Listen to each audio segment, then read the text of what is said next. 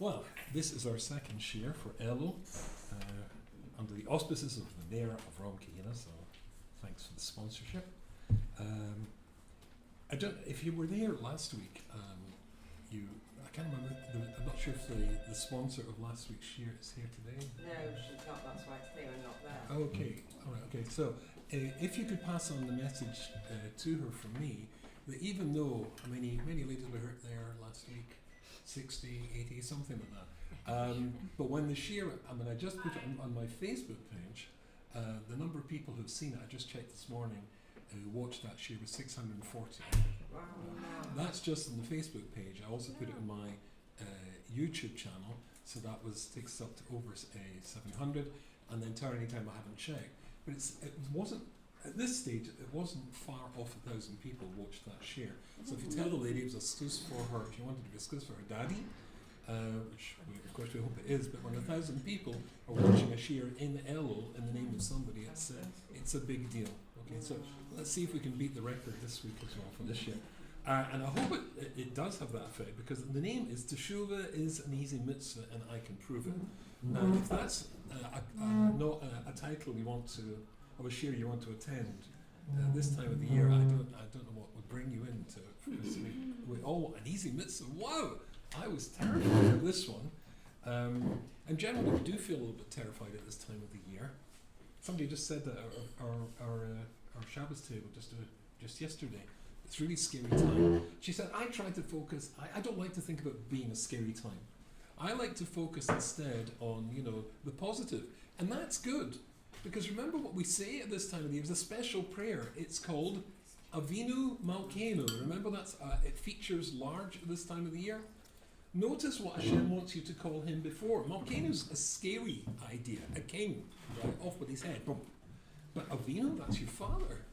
That's not a scary idea. Because no parent wants their child to get lost or to stay away too long. So it's a beautiful idea. Okay, so here's a shir which hopefully will cheer us all up and show you that it's not difficult to do tshuva. And I'll bring you a proof. Incidentally, I write for several newspapers and magazines and things, and I remember many years ago for one of my very, very firm newspapers, I wrote the whole thing about tshuva being an easy mitzvah, and they refused to publish it. So, because they've got an editor who passes it to a mashgiach in the newspaper, and they make sure that the hashkafa, the philosophy behind the piece, is acceptable. So I wanted to know exactly what was wrong with saying that tshuva is an easy mitzvah. And I said, it's a posuk, which we'll get to shortly. He said, I know, but I don't want people to think it's an easy mitzvah. Now, the Almighty said it's an easy mitzvah, as I will show you, as I said shortly, but apparently that's not good enough. Who is God with his holier-than-thou attitude? I mean, unbelievable. But it is an easy mitzvah, as I'll prove to you. Is anybody a scientist here? Any scientists amongst us? No? No, okay. Have you heard of something called chaos theory? So chaos theory postulates that a tiny event at its inception of a something that can have massive consequences positively or negatively, but a tiny defect, a tiny thing can throw it massively off course, so what should come will not come. And so that's what chaos theory is. There's a famous exponent of this called Edward Lorenz. And Edward Lorenz was a mathematician and he was a meteorologist. And it was him, and at this point it should start ringing bells with you, he came up with the idea of the butterfly's wing. And he postulated that a butterfly taking off, I like the French word papillon much better, it sounds nice. Anyway, but a butterfly taking off, the flapping of its wings can cause ripples that might cause a change in the weather pattern, and it could be that hundreds of miles away there is a typhoon that is caused by this butterfly's wing. Interesting concept, yes? If it's a little bit tricky, just imagine, the famous domino effect that was the justification for America's involvement in the Vietnam War. Right? If one country falls, like dominoes, but just one domino, and sometimes you can see on YouTube and like there are people there's competitions. how many dominoes you can have, and they make all big patterns, you know, and they can be a mile long, and then and you can watch it for 5 minutes. So that's that same idea, right? That something which seems to be, and maybe in isolation, is utterly insignificant. A butterfly's wing flapping, and we all know that a butterfly's wing is tiny, tiny, paper thin. But that might expand out a bit like a shock wave or a tide, and have massive effect. Does that in any way trigger any idea that relates to Rosh Hashanah and Ellul and the time that we're in? Does that ring a bell with you? You're supposed to imagine, yeah, go ahead. Beautiful. A perfectly balanced scales. Now, for scales to be accurate, it has to be perfect. So imagine a perfectly balanced scale. And then along comes one butterfly's wing, one movement, one change. And that butterfly's wing could be, well, it could have the name, could even have the name Y.Y. Rubenstein. Or ... Fill in your names, and the repercussions of you fluttering, can we say the right wing or the left wing, the positive wing or the negative wing, can change the scales that way or the other. So therefore, it's not, and this is actually interesting, it's the world of physics, but it's in the world of theology as well. What one of us can do, one decision that we can make, can literally positively or negatively affect the entire Jewish people. Okay? Interesting concept. I remember when I was a boy growing up in Glasgow in Scotland. Have I ever mentioned to you that I come from Scotland? I think you need to. It's not Australian, it's not English, it's none of those. No, it's totally different. Yes. So there was, my parents, bless them, had a TV in the old days when TVs were, gosh, my age, black and white. And then it got colour. I can't remember how old I was when it became colour. And in those days, TV was seen as being pretty parv. Not to many rabbinic minds. My old Rebbe used to say, "Treifa vision." Well aware of where this tool could lead, and of course today I don't think it's not a safe place for Jewish eyes or ears. But anyway, it was a family show, and it was called Opportunity Knocks. There's some groaning going on from the British people here. And it was a talent show. And the interesting thing about this talent show was that they had the various acts that came on, and they would do their spiel or whatever they did. They sang, they danced, whatever, they juggled. And it was hosted by turned out to be a Jewish guy, I didn't know this, called Huey Green. And he would introduce the acts, and then at the end of it, they had a thing where it was called the clapometer. And and it looked a bit like a large, if you can imagine, a mercury scales for a thermometer. It was big, like a big thermometer. And so they said, to the audience, what do you think of act number 1? And people would clap. And the loudest clap, this thing would go up and down, and that you could get who was the winner of the competition. But then the shtick was, okay, but you at home, folks, have got to send in your vote. And then we'll see next week whether the audience matched the democratic database.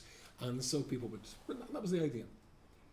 And I remember one Yom Kippur, I was in Shul I used to daven in Manchester, was called the Ohel Tower. And the gates were closing, the Ellul. And I remember looking at the Orna Kodesh and thinking, because that's how profound my mind is, wouldn't it be good if we had a Teshuva-ometer? A big thermometer type thing at the side of the Orna Kodesh. And we could see, no.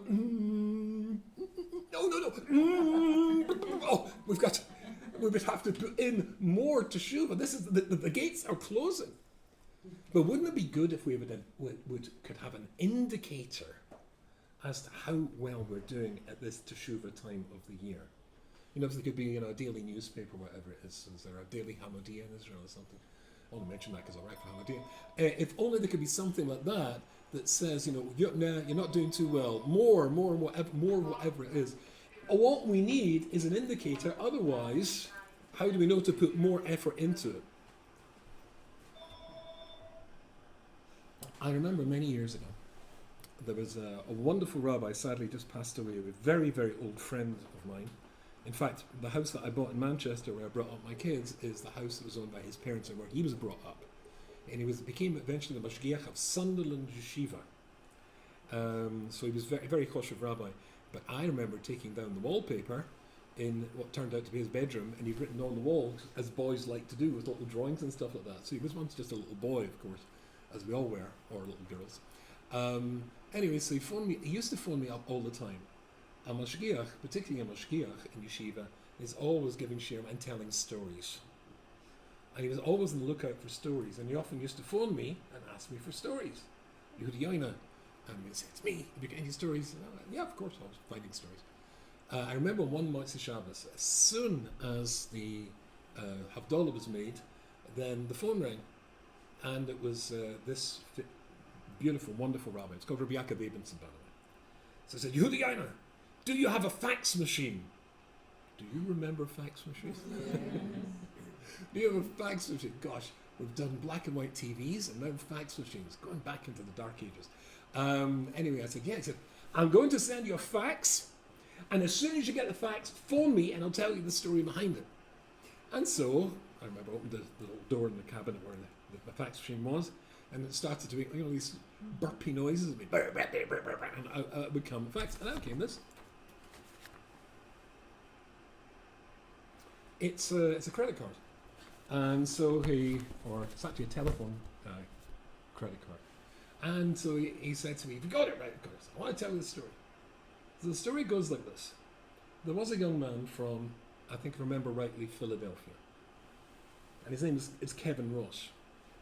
And Kevin Ross, who now lives in Yerushalayim, Kevin Ross didn't come from a ultra-Orthodox background. And he ended up one summer at the Kotel Maravi. And you all know that the Kotel Maravi is an extremely dangerous place for non-frum people to go.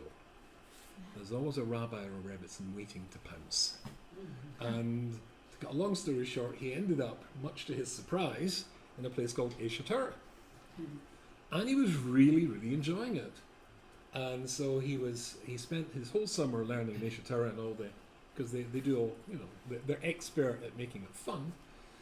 And he came to the end of the summer, and he should have been returning to the United States to finish his last year at college or university, get his degree.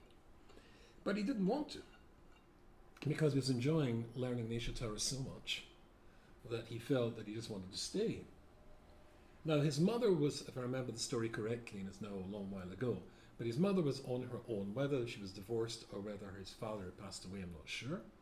But certainly his mother was on her own. And obviously she would not like him not to come back. She would want him to get his degree. And so he went to discuss it with the Rosh Hashiva of Nesha Torah, with famous Reb Noach. They said, no, you should go back. You'll work for a year. You will get your degree. Your mother will have peace of mind knowing that you've got a qualification that can give you an income and a parnosa, a career later on. So go back. And then, at the end of the year, then you'll come back to us. And that's exactly what he did. But at the end of the year, well, what happens to anybody's enthusiasm and passion after a year elapses? So he wasn't at all sure whether he should go back. So I thought that he phoned up Reb Noach, but when I said this to one of the Shiurim and he saw it, no, it wasn't. It was Reb Sholem Kamenetsky. Reb Sholem Kamenetsky is the grandson of Yaakov Kamenetsky. I had the great schus about 8 months ago of spending Shabbos with him and his family. We were both speaking at a wonderful girls' school from Philadelphia. A remarkably nice person. Enjoyed him very, very much. Anyway, so basically, he went to Reb Sholem Kamenetsky and he said, Reb Sholem, I should really be booking the ticket, but I'm not sure if it's the right thing to do. So Reb Sholem said to him, but you know it's the right thing to do. He said, yeah, I know in my heart it's the right thing to do, but I was hoping that Hashem would send me a sign. And so Reb Sholem said, don't worry, Hashem will send you a sign. Book the ticket. So with that reassurance and with the confidence that it engendered, he promptly booked the ticket. It was the night before he was due to fly back, and no sign. So he phoned up Reb Shalom. He said, Reb Shalom, he said there'd be a sign, and I'm supposed to be flying tomorrow. No sign. And Reb Shalom said, don't give up! It's on the way! So the next day, he gets up early, of course, as we all do before a big flight, and the mail arrives, and he's opening his mail, and out comes a card from the American telephone company AT&T. And so he got this card so he could easily keep in touch with his mom and phone her easily, etc. So he looked at the card, and something caught his eye. Calling card number 613-248-365, Kevin M. Ross, 613-248-365. 613-248-365. And in case he didn't get the message, there's the number again at the bottom, only with spaces. 613 space. Are you getting the 613 mitzvahs, right? 248, right? That's the do's. 365s, that's the don'ts. More don'ts than do's, right? Okay. And I've been using this in the Shiurim for decades now. And then just recently, I used this in the Shiurim about a year ago, and somebody said, "Look what it says at the corner of the card." Do you know what read that? True choice, calling card. He got the message, and off he went to Yerushalayim, back to Asia Torah, and he's now a frum fellow who lives in Yerushalayim. I say, who phones me up now, he's probably not going to give him that. And I think he is actually. Anyway, he phoned me up to say that when I got it wrong, and very, very sweet fellow. I put him in one of my books. Oh, that's right. So he wrote it. We first got in touch. Do you remember me? I'm Kevin Ross. You talk about me all the time. I think I deserve a free copy of the book. Which I think is absolutely fair enough that I sent him a free copy of the book. And I say it's nice to keep in touch with him. He sometimes pops into my email feed. But we all need, as it were, a little sign that we're on the right track. If you don't have a sign that you're on the right track, how do you know you're on the right track? So we're in the month of Ellul. Wouldn't it be nice that we would get a wink or a credit card coming through the mail like that? But we do. But the truth is, we do. In the parsha that we just read about the Jewish soldier who goes out to war, I'm a big follower of somebody called the Al-Shech HaKodesh. I think I'll quote it to you probably many times. The Al-Shech was a Talmud of Rabbi Yosef Karo. He was the teacher of the Arizal. He lived in Sfas. His Rebbe in Kabbalah was the Ramak, the Moshe Cordovero.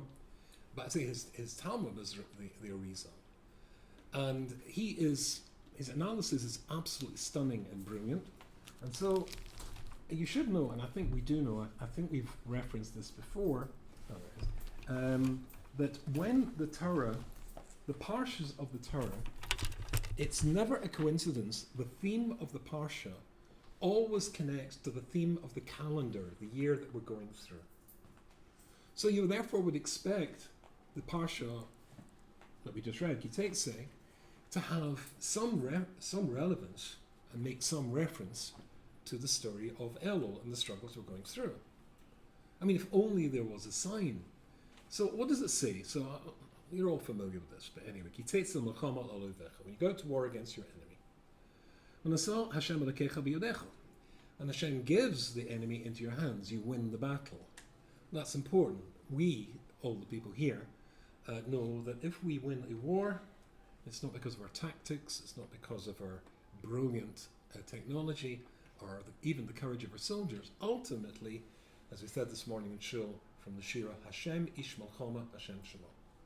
And if you're going to win a war, it's because Hashem allows you to win the war. And as long as we have that as the focus, and don't make the enormous mistake of thinking, oh, aren't we so clever, aren't we so brave, then there's a strong possibility he's going to keep on letting you win the war. So, you go to war against your enemies, and Hashem gives victory into your hand, and you take captives. And you see amongst the Shivya, what does he see amongst the Shivya? Amongst the captives? a stunningly beautiful woman. V're'isu b'shiva isha sifas Torah, a stunningly beautiful woman. V'chshaktabo, whom you desire. V'kat l'chol isha, and you take her as a wife. And we all know what comes next in this story. So, Rashi says here an interesting thing. Rashi says that Hashem knows that given the state of mind of a soldier on a battlefield, is likely to be irrational. Nobody goes into a battle in the same state of mind that I or you are in now. There are shells all over the place, or in the old days there's an army of people waving their swords at you, literally letting you know they can hardly wait to close the distance between them and you and start lopping up parts of your body. It's horrible. Old-fashioned warfare was up close and very personal. Anyway, so you have survived this. So you take this woman, and Rashi says that she has dressed herself up to be takeable. She's tried to make herself look as attractive, as seductive as possible. And the first Manchester Rosh Hashiva was something called Rasihish Ferber, and he makes an interesting point. In the ancient world, when wars took place between two nations, they didn't think that it was solely a question of their soldiers fighting against the enemy soldiers, or their generals trying to outsmart and outwit the enemy generals, tactics and strategy, etc. No, they thought as well, and ultimately their gods were fighting against the other people's gods. Consequently, if you got beat, then it was obviously because you had rubbish gods to begin with. Right? You had inferior gods to begin with. You should have been following their gods. Their gods are more powerful than your gods. The proof, you just got, a bloody nose. So it was obvious that when in the ancient idolatrous world, that when you get beaten, then you just threw in the towel and adopted the gods. Let's say it's the Romans, so Jupiter now becomes the head god as opposed to Zeus. The Romans beat the Greeks, etc. Now the Romans were clever, and as were all of the people in those days, they simply put the new defeated gods, because they believed that they still existed, just they were sort of like class B, on the shelves in their temples. But they were now minor deities, and Jupiter and all these guys, they were the real deal. Okay. So basically, when you take you defeat the enemy want to now to become you. We want to become Roman citizens or whoever it is. You've got the best gods. So Rashi says that this woman has dressed herself up to be as attractive as possible, to be taken by a Jewish soldier, because I should have been there in the first place. That makes sense. So Hanesa will talk about Seko, take her into your house, and we all know what comes next. The Golka is Russia. And then you'll shave her head. But also Tipaneha and her nails, as obviously we have a woman audience here, or as we ultra-Orthodox Jews say, non-men. Then, that was a joke by the way, I hope. Anyways, you never know. Start a whole new fashion. Oh, non-men, you. Anyway, so basically, women spend a lot of time in the nail salon, often. And so, nails, but no, that's not going to happen here. Her nails are going to grow. And there's nothing less attractive than a black half moon growing underneath a fingernail. It's Sapaneha.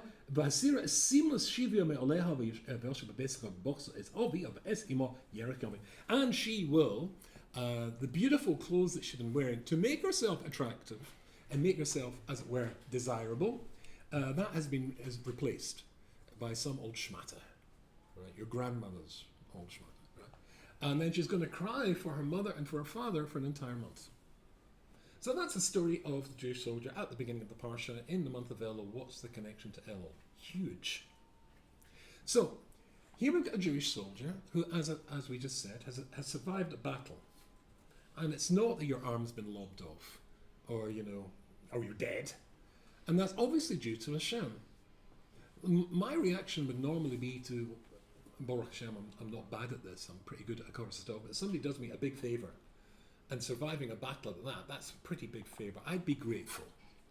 And what is the reaction of this young man? How does he express his gratitude to Hashem? The first attractive looking woman that he sees, non-Jewish woman, you ever see the cartoons? Boing, and the eyes go out and sort of like the springs and stuff like that. And off he goes and takes her as a wife. it might be, you might think that Hashem's reaction would be, a chutzpah. I saved your life. You realize, listen to the screaming of the guys there lying with their, bleeding to death and all sorts of horrible stuff I won't say, on the battlefield, and you've survived.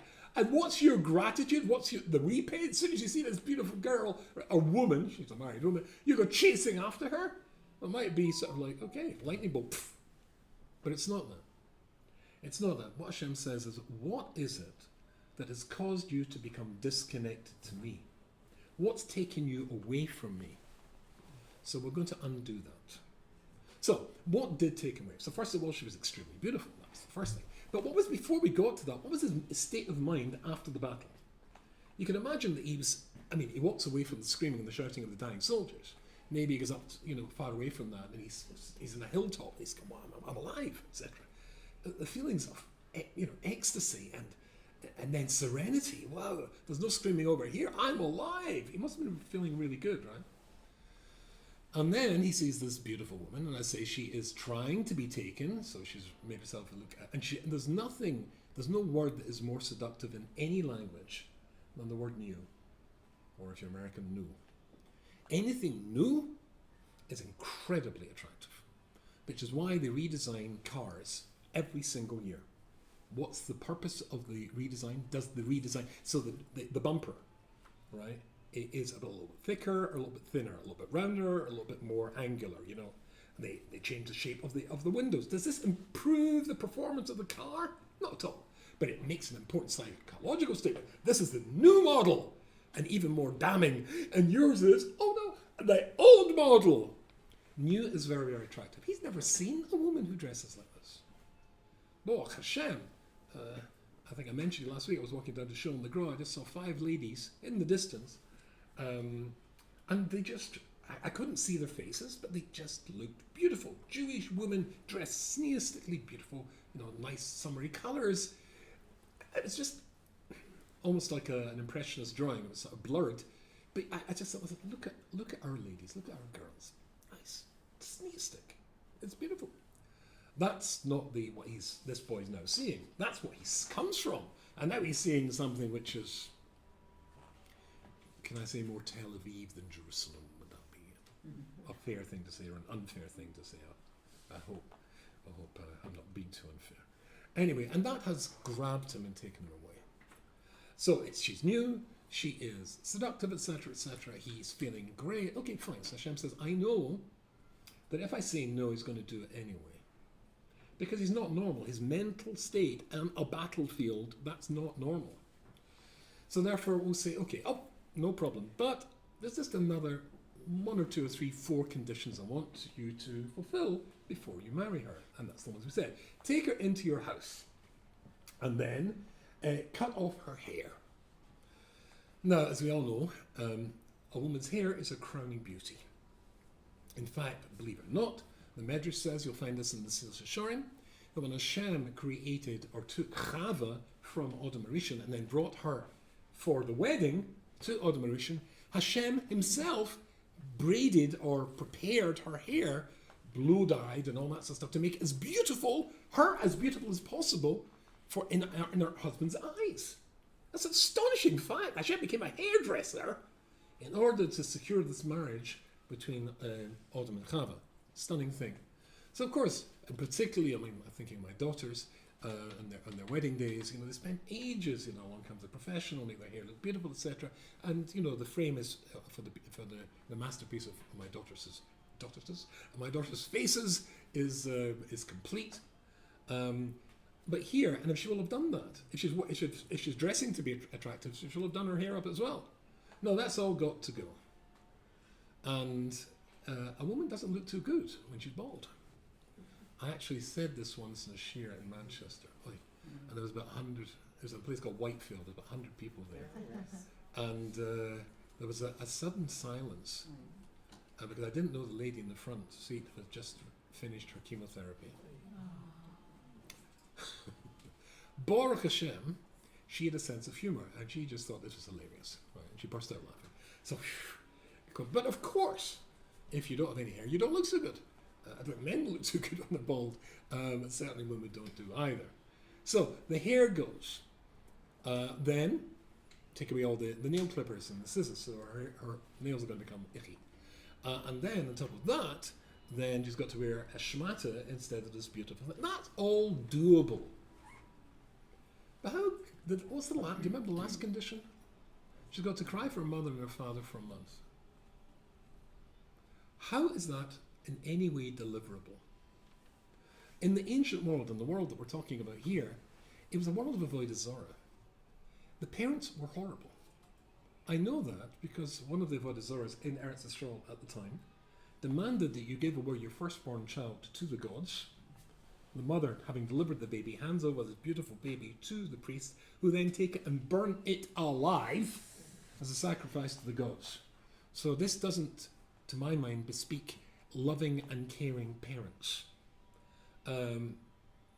These sort of cults, idolatries, they aren't nice. So how can it possibly be that you're going to guarantee for her that she's going to cry for her mother and for her father for an entire month? Maybe she didn't like them very much. Maybe she's justified in not liking them very much. Maybe being taken by a Jewish soldier as a captive is the best thing that ever happened to her. In fact, when I was at university, I got a summer job once in Glasgow. There was a bookshop called Grant's, and I was selling books. And there was, wait for this, there was a book, this is true, and the book was called The Sheikh's Guide to Getting a Jewish Husband. The Sheikh's Guide to get, as it was called, to getting, I don't believe it either, you can Google this later, for getting a Jewish husband. It was a funny book, and it was a cartoon, and it started off with the following introduction. Everybody knows that Jewish men make better husbands than non-Jewish men. There's a lower incidence of alcoholism, physical abuse, and in general they earn more. This is how to get one, right? And there was also some silly cartoons, but it was very funny, you know. Chapter 1, Mastering the Jewish Woman's Guilt Trip. And there's a picture of this Bobby sort of wearing an old coat, and she's saying, I don't need a new coat. I'll just put newspapers in the lining here, and that'll keep me warm through the New York winters. And it was extremely funny. And even though it was just, you know, obviously, of course, written by some Jewish guy, but even though the book was clearly meant to be funny, there is a truth to that. I think Jewish men, if we're talking at that, you know, area of life where you could consider marrying a non-Jewish person, then generally Jewish men make better husbands. So maybe being taken by a Jewish soldier is the best thing that could possibly ever happen to this girl or this woman. So how can you guarantee that she cries? You can grab her and shave her head off, right? You can, as I say, take away all the implements. You get, your mother-in-law to grab her and take off this beautiful dress and stick on her mother's shmata, her house coat, as they used to call them. But how can you make her cry for mother and father for a month? So the hint, says the Alshuk, and this is really brilliant, when it says, you will take her into your house. At what stage in a man's life does he have a house? When he's married. When he's married. He's married. And consequently, your Jewish wife will make your life such a total and unbearable hell, says the Alshuk, for bringing her home, and make her life such an unbearable hell that it is guaranteed that she'll cry for her mother and father and want to go back. And the Rashi says the same thing. Why does she wear this old shmata? Because it's a contrast, the comparison between your Jewish wife, who is wearing jewelry, hint there to Jewish husbands, who is wearing jewelry. She's still pretty. And this woman, what was it that got her to take my son away from me, says Hashem? You're feeling serene? Well, you're not going to be feeling very serene and at peace now. You're going to have a month of noise and screaming and tantrums and fits, and it's going to be horrible. It was new, the newness, the novelty factor. Well, every time you go in and out, there she is, day after day, and she's not looking pretty anymore because her hair's gone and her nails are... And then the posuk goes on, and now whenever I see this posuk, I just have got a big smile on my face. And it will be, and if after all this you do not desire to marry her, then you must let her go free. The whole thing is in order that you won't want to marry her anymore. What's that got to do with Ellul? Are you kidding me? Hashem wants his children back again. What was it that got you to go away from me? I'm going to undo that. I'm going to reverse the process so that instead of you going, you'll come back again. I remember there's this appeared in, I think it was the Jewish Observer, if you ever came across that magazine. It was excellent. True story about a Hasidic father in Borough Park, and this Hasidic father had a son who had gone off the derech. So apparently the story is that the father comes in one night to the boy's room. The father's already wearing his knickerbockers and his white socks and his shmona begodim, as they say, his bekosha, and there's the son putting on his really cool leather jacket. Friday night he's going out to party or whatever they do in those days. So the father says to him, I don't want you to go out to that. I know where you go. It's a bad place. It's a dangerous place. I want you to stay here. You want me to stay here. The boy is in full frontal rebellion against the father, and the father has said, I don't want you to go. That's an incentive for him to go out. The father said, as I said to you, it's a bad place. It's not good for you to go there. What you do inside your room, that's entirely your business. But I don't want you to go out. And then from behind his back, he took out a miniature television set. Do you remember they used to have a little, it was about that size. You could get these, you see them in the store. A tiny little thing, about a cube, about that size. It was a miniature television set. And he put this down on the desk like that, and he said, what you do inside your room is entirely up to you, and he walked out. Now the boy wrote, that's what brought me back again. I knew how much my father hated television, hated the values of television, saw it as a keli of the Satan. I knew all that. Consequently, when my father did that, when my father showed me this miniature television set, I realized he was telling me, you're the most important thing in my world. You're more important than this. And that's what brought the boy back again. When you know that your father wants you to come back again, it's an indication. The fact that we read Parshas Kitetze in the months leading up, it's a hint. It's not too different from this card that I showed you, the Kevin Ross card. We're reading this because Hashem is saying to you, I want you back again. And there's a story in the Gemara. It's in the Sure. I don't understand the connection between like the woman that the soldier takes to like how Hashem wants us to treat Ellul. I lost the last bit. How Hashem wants us to? Like see Ellul. Like what's the connection? See Ellul in as much as whatever it is that took you away or me away from Hashem in the course of this year, He wants more than anything to reverse that process. And if you hold on just a second, we'll get to that. And He's going to help you to reverse the process because He wants you back again. If you're embarrassed, as we said last week, if you feel embarrassed to come back to Hashem, Hashem says, I'll come back to you. So we're saying like we're kind of like the soldiers. That's right. Who went off. That's right. Yeah. That's right. There's a story. It's right at the beginning of Avodah Zarah, and there's a story there about, and this is an unpleasant story, but somebody called Rabbi Lozer ben Dordoi. It's a famous story. At the beginning of Avodah Zarah, and tells a story about a fellow called Rabbi Lozer ben Dordoi, who was the Yiddish phrase, or I'm not sure if it's the same in Ivrit, but a menuval. He was a morally bankrupt person. The Gemara says there was no zona in the world that he had not visited. I assume that means extremely expensive, high class of the. That's not like that's to be an oxymoron, high class zona, but you get the idea. And then he hears a story about a certain woman of that profession who takes 7 gold bags, I think it was 7 gold purses for this terrible avera. The Gemara says that this is wow. And so he takes this huge amount of money. He fords 7 rivers to get there. No bridges. Of course, you're crossing a river, you could easily be swept away or could be hidden currents. He gets there. He pays the money. He's just about to do the avera, and everybody knows this, and the wind blows outside.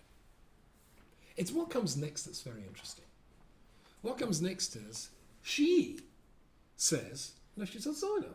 I don't care, and she takes a fortune, and she's a high-class zona. But she then says, in the same way as this wind will never go back to the place that it originated from, or Elazar ben Dodai will never accept you if you do Teshuva. And I'm guessing, but very, very few of these women have degrees in theology or philosophy. But a wind blows and she goes, it's almost like guys learning Gemara, the thumbs. Just like this wind, I'll never go back to the place it came from. Elazar ben Dodai, you'll never accept you if you do Teshuva.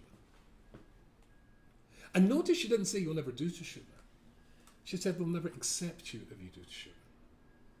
And those words that she said was a slap to the face. Kaboof! They'll never accept me. He doesn't go near the woman. He runs away. He does Teshuva. He cries his eyes out. Eventually he dies. And a heavenly voice calls out and says, Elazar ben Dodai, Reb Elazar ben Dodai, he was given a smicha, a rabbinic ordination from heaven as a consequence of that act. As I said, the puzzle here is what she said. I mean, she reads theology in her spare time. She made an analysis of tshuva. So the Morale of Prague points out that the name Elazar ben Dodai is not necessarily his real name. Dodai is the Aramaic word. When you make beer or wine, there's always a sediment that sinks to the bottom, the frothy, horrible stuff at the top. That's called Dodai. I think it's called, in English the word I think means scum. Is that the word scum? No, scum. Right, so he was Elazar ben Dodai. Right, his life was so corrupt and so yuck that he was called Dodai, scum. But what was his first name? Ellul. God's going to help me. Even at this last moment, that's it, you're finished if you do this. Ellul, Hashem, puts the words into the mouth of this woman who suddenly becomes a Musa Rebbe. Oh, if you do this, we'll never accept you. That's it, you've burned your bridges. You've reached the 49th. Shit, where did that come from? It came from Hashem Yisbarach. Even somebody who is a Rosh Gomer for the whole of his life, then a moment of tshuva, I hear her of tshuva, is enough. And if you think that's a fanciful story, here's a halacha. Don't know if you know this, but the halacha says that if a man who is well known as a Rosh Gomer, he wears a t-shirt, I'm a Rosh Gomer, and he goes to a woman and he says, Harry at Mekudeshusli, I'm going to marry you. Al-Manas, he gives her a ring. Al-Manash, I need tzaddik gomer. On the condition that I am a tzaddik gomer. What's the halacha if that was to happen? You need a get. He's a Russia.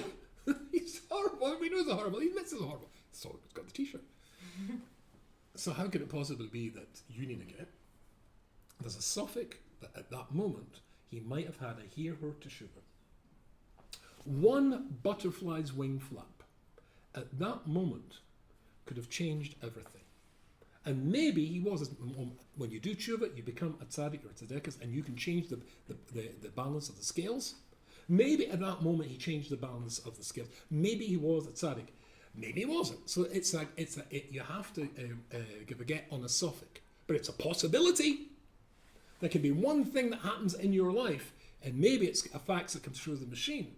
Or maybe it's you read the parsha and you think, oh, look at the length that Hashem goes to get this Jewish soldier, this Jewish boy back again. And certainly a Jewish daughter back again. But I said to you that the Shir says that it's an easy mitzvah, and even though that newspaper wouldn't print it, it's an easy mitzvah because Hashem says so. You'll find this in Devorim and Mitzovim, so it's coming soon. Lo b'shamayim hi. It's not in heaven. What's Lo b'shamayim hi? As the Ramban says, the mitzvah of Teshuva. Lo b'shamayim hi. Lemar mi yal alona hashamayim b'bichachen alona. Who's going to get all the way up to heaven? Who's going to go to heaven and bring it down to us? Yishvenu Isa ben Asenu. Lo me'eber layam. No, it's not far away. It's not, 300,000 miles away. Hi lemar mi yaber lona ba'eber hayam b'bichachen alona. Who's going to go and get it for us? Yishvenu Isa ben Asenu. So we can hear it. We can do it. Ki karov alecha hadover ma'od. That moment of change is very near to you. You just don't realize it. But the moment of change is literally within your grasp. And this is Hashem speaking. So therefore, in your mouth and in your heart to do. It's imprinted in you. Every one of us say in chakras in the morning, Elokai hanashama shunasati bita hare. You gave me a neshama. And that's never verschmutzed, messed up by the things that we do. You can mess up your nefesh, but you can't mess up your neshama. There's a bit of you that's always connected to heaven. And you can just in a moment change and go to the other direction. If only we got a sign. Well, you get a sign. Guess what? From Rosh Chodesh Ellul till Yom Kippur is 40 days. Ani ladodi v'dodi li, we all know. Ani ladodi, Hashem says, me to my beloved. My beloved, that's you and me. He's talking about Klal Yisrael. But the last letters of Ani ladodi v'dodi li are all with a yud. Yud, that's 40. Right?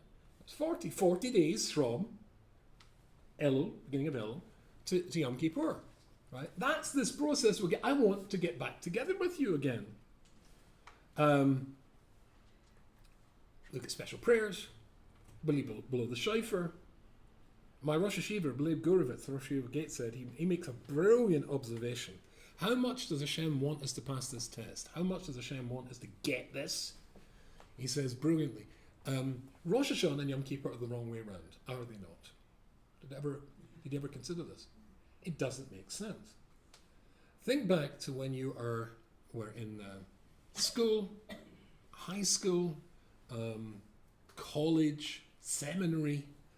From the seminary, I'm starting teaching in Archibina, Chodosh it's called. They wanted to know what exams am I giving them. Anyway, as much as people don't like sitting exams, I don't like marking exams. But anyway, so an exam, what do you do before an exam? Well, you generally prepare. Normally don't you prepare your defense before you go to court? But we've got the Yom Hadin, Rosh Hashanah is the Yom Hadin. It's the court case first. And then after that, you get 10 days for an appeal. Shouldn't the preparation be before? Don't you prepare before you sit an exam or you go to court? Afterwards? That makes no sense. So why did Hashem do it that way? And the answer, said Rabbi Guritz, I think it's absolutely brilliant. Because he knows, I don't know what sort of student you were, if you were ever at college, but I think I probably, I'm in the Guinness Book of World Records for the laziest student in the history of the planet. It was only when I got to yeshiva that I took anything seriously.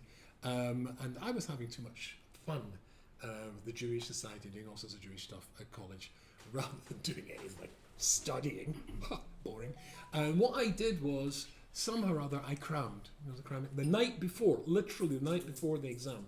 Remember math. Math was never my strong point. I somehow crammed in one night the entire year's work. Scraped some sort of pass. That was for me for everything. And of course the problem with that is two problems. One, you're leaving it to the last minute. Suppose you get the flu the night before. Then you're toast. The other problem is, even if you pass, guaranteed, if you crammed, you'll forget it in another day and it won't be in you. I remember one of my doctors, I won't tell you who, from fellow, I went to him with something and said, I can't really tell you very much about this because I cheated in the exam. That didn't fill me with confidence. But basically, what if you leave it to the last minute? Hashem knows people leave it to the last minute. So if he does it the other way about, right, so the end of the story is the Yom Hadin. Maybe you didn't do the preparation, maybe you didn't do the Hachana. So instead he makes the Yom Hadin first, so you get the Friday, oh my goodness, it's the Yom Hadin, and then he gives you 10 days to put it right. Knowing that when you go, oi, then the oi might be the spurt, the motivation that you need to actually get it right, because he wants you to get it right. What was the first Yom Hadin? Adam Arishan, after his mistake with the Granny Smith, which wasn't a Granny Smith, you understand, but anyway. When he did that, then he was put on trial. That was the first Yom Hadin, and Hashem says to him, according to the Medrash, tell your children to tell their children. And the occasional Scottish rabbi to say in Yerushalayim, millennia later, I didn't set up the Yom Hadin in order to find you guilty. I set up the Yom Hadin in order to find you not guilty. To acquit. It's Avinu Malkeinu. The Father comes first. So last week we talked about how once it happened to me when I was opening my machzor to put in my list of things that I wanted to apologize for. A previous year's list fell out, and of course, everybody there finished the story for me, and of course they were identical, and you feel that's not. Yeah, joke, etc., etc. And I've done so many bad things, I keep doing bad things. But I think I want to talk to you about Kinsukorai. Does that ring a bell? Who? Kinsukorai. I remember my wife and I were once, I was doing a Shabbaton in San Jose, in California. So we got on the plane, and we got off the plane at San Jose, nice airport, and we were walking along the walkway, and there was two walkways, people going that way and this way, and in between there was a little area, which had glass cases, both sides glass cases, and they were displays from some museum or I think it was some university, and it was on the subject of Kinsukorai. Kinsukorai is the Japanese, Chinese, and Korean art of, see, in their philosophy, in Eastern philosophy, they believe that if something is damaged, the crack, the break, the split, that itself becomes part of the history. And what it was, all of these, they were clay pots. Now, I don't know if have anybody ever made a pot? It's good fun making it, right? But, you know, red clay or grey clay, a clay pot is pretty boring. I mean, it's glazed and an artist has done things with that, that's one thing. But these were just plain grey and red pots. But they'd all fallen and were broken. Some were still broken. But they, in these cultures, then what they do is they painstakingly put them back together again, and they glue them back together again using a gold lacquer. A gold glue with literally gold dust in it. So that the cracks are now gold. You know, so there's like veins, gold veins. There was one pot I remember particularly, it must have been dropped from a great height. It was massively damaged. And again, been put back together. And hundreds of scars. But the more the scars, now that it had come back and been put back together again, the more beautiful it looked because of the damage, because of what had happened to it, and it had been repaired. Kinsukorai. And I saw that, I thought, that's Ellul. Like sometimes stand in front of Hashem, or the list falls out from a master, and we think, and anyway, for goodness sake, we've done so many things that are wrong. He's the Father who wants us back again. And he tells us, it's an easy mitzvah. I'm telling you, you want to pass this exam? I want you to pass the exam. My Rosh, I told you, Rabbi Gurubitz, in Gate said to study to be a rabbi was not encouraged. He's supposed to be studying to be a Talmud Chacham, but I wanted to be a rabbi. And so I went to Rabbi Gurubitz, the Rosh Yeshiva, Rabbi Eli Lopian's son-in-law, and I had my whole spiel. We were running out of money. I can't remember all the reasons I came up with, so he listened to me very, very carefully. He said, no. No. I was going to suggest to you that you learnt your idea. You got smicha before you left the yeshiva. Well, I was confident going into that for her, except sadly it was Nifta beforehand, and I had to go to see the gates of Drov referred me instead. That was more scary. And if you know that the person who's forherring you wants you to pass, then I would walk with much more confidence in the spring in my gate, going in to see my Rosh Yeshiva and going to see the gates of Drov. And that was a terrifying experience, but Baruch Hashem I passed. If you know the person who's giving you the test wants you to pass the test, forget, he's totally devoted a whole month of going to see you to make sure you're studying, you know, a bit like a father, you know, not Rubinstein the night before, but are you working on this? Are you working on this? Do. That's exactly what Hashem's been doing for us and is doing for us.